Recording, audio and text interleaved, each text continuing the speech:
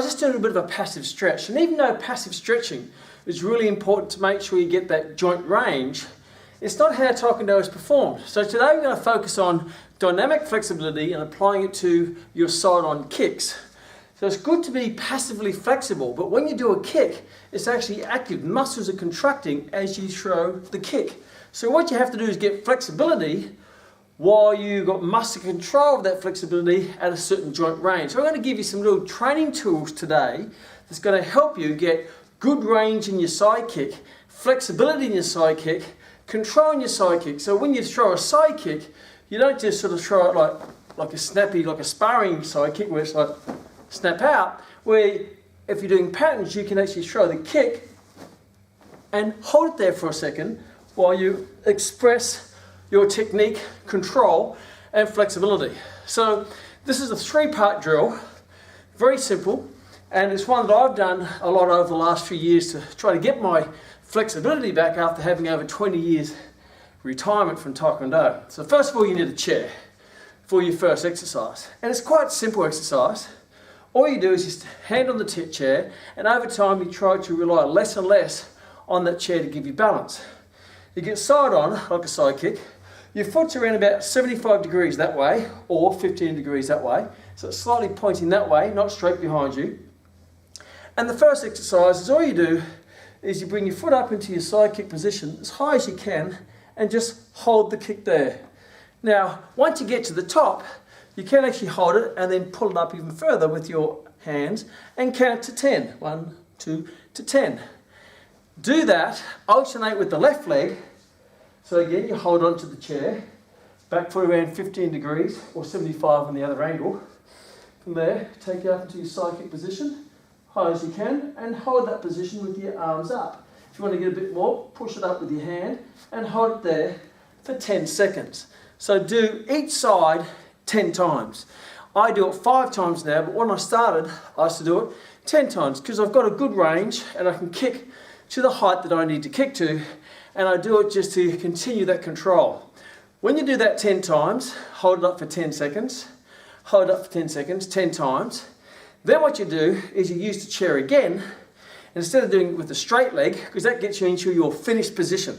So what it's actually doing is working the muscles to hold the leg up and stretching the muscles underneath. So these are your agonists that bring the leg up. So these need to contract to bring the leg up, and these need to stretch. So you've got that dynamic flexibility, not passive.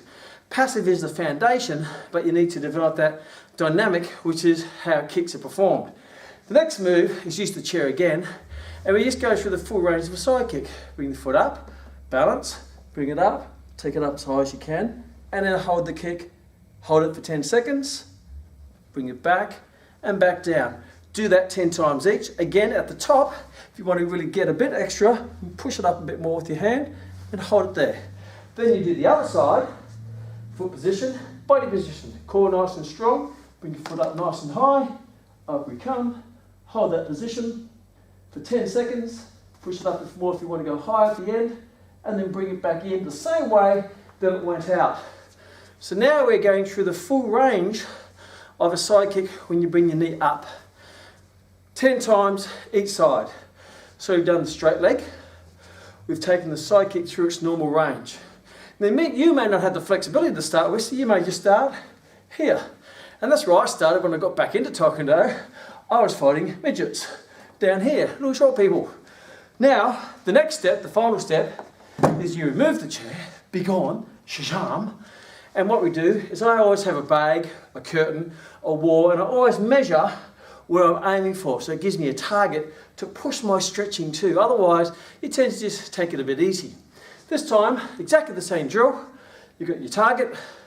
You aim for maybe at the bottom of the 1 or higher, because that's going to take me into an upper kick. If I'm going for the shoulders, I might aim for the top of the 4, which is a middle kick. From there, foot, same position, hands out. And from here, all I do is the same thing as the chair drill, as I bring it up, and I take it up, hold it there for 10 seconds, nice and high, bring it back down. Then I've got to do the other side, alternate. I like to alternate, gives the other side a little rest. From here, I bring it up, knee up nice and high, And then from there, I take it up to a nice balanced spot. There we go. Hold the position, back, and back down again.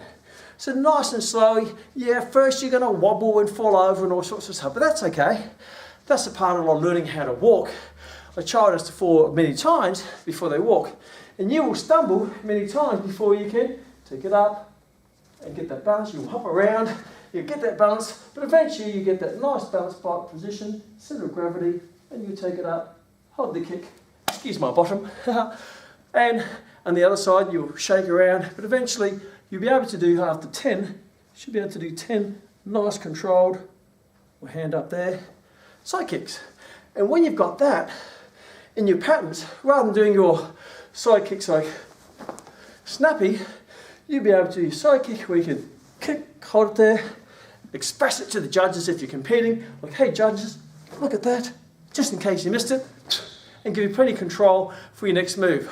So there's the drill, 10 straight side kick holds, 10 range of movement side kicks, and then 10 without the chair side kicks. Even if you just start nice and low, you're better starting low with good form than high with bad form. And you'll find that over time, you'll be able to get up nice and high with great form, great control, great precision, and you look fantastic. It's not going to take you weeks. It won't take you months. This will take you years till you get to the stage where you can, and just hold it there. That's going to take years. However, the year's going to pass you by anyway, and how good you're going to be in 3 years' time will be dependent upon what you do today. So go and practice.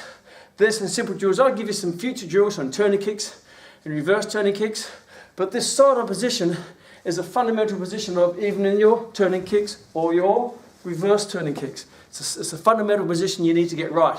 So go and practice.